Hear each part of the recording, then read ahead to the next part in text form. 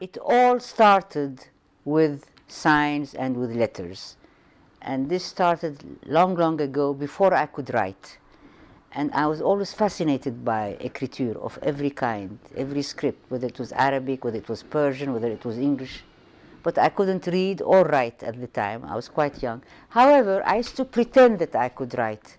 And I remember filling many pages with sort of invented writing, which I pretended to be writing, but in fact it wasn't writing at all. And this has continued throughout my life, this fascination with things that I can read and things that I cannot read, whether it is Sumerian scripts or whether it is tablets or whether it is any script or any symbol or even numbers fascinates me, and it always has. And it has always been a part of my work and still is to this day. And this use of script has been throughout my work, even when I do landscapes, even when I do personages. Somewhere there is some kind of a writing or numbers or something. It is somehow a line that has gone throughout my work from the beginning till today.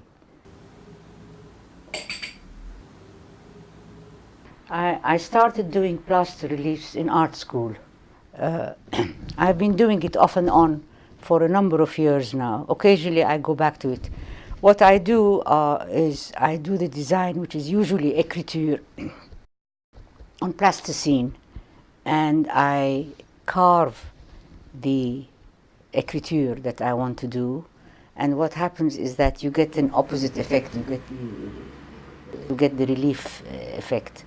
And I pour plaster over it, and when the plaster of Paris dries, I turn it upside down, remove the plasticine, and you get the relief, which is all white, of course, because it's plaster of Paris. And then I color it, again, earth colors and burnt rust colors and so forth.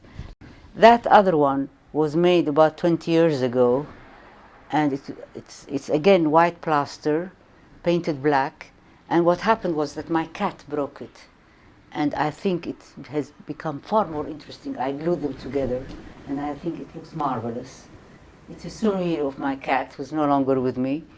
And somehow it looks like it's an ancient thing. It's not, it's just broken by my cat. I like the idea of palimpsest, where you have layers upon layers over something. And in fact, right now, what I'm doing is what usually I did and just use a gauze over it. Now what I'm doing is I'm doing layers of that. The basic colors in my work, especially with my landscapes, are earth colors. They almost look like they have been excavated, that they have been buried in earth and have been excavated from the earth. But however, there is also, there are sun-kissed as well.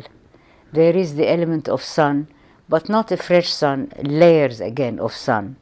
And that's why it is rust, the color of rust, which is one of my favorite colors. Nevertheless, I come from a place where there is the relic of old civilizations, layers and layers of old civilizations.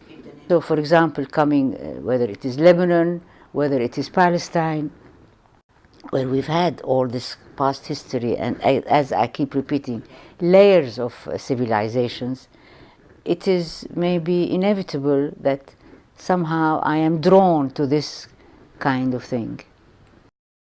Well, regarding these personages, the reason why I call them personage and not portraits, it's because there are no models. There is nobody specific. It is sort of imagined, and probably people I have seen or I have known very well, maybe. So it has nothing to do with any particular person. It is a combination of people, and I have put them together to get a certain face or a certain look or a certain feel to it. Like, for example, the one I called The Witness was nobody in particular. However, I tried to put all the ravages of time and also a person who has suffered, who has seen a lot of things that should not be seen.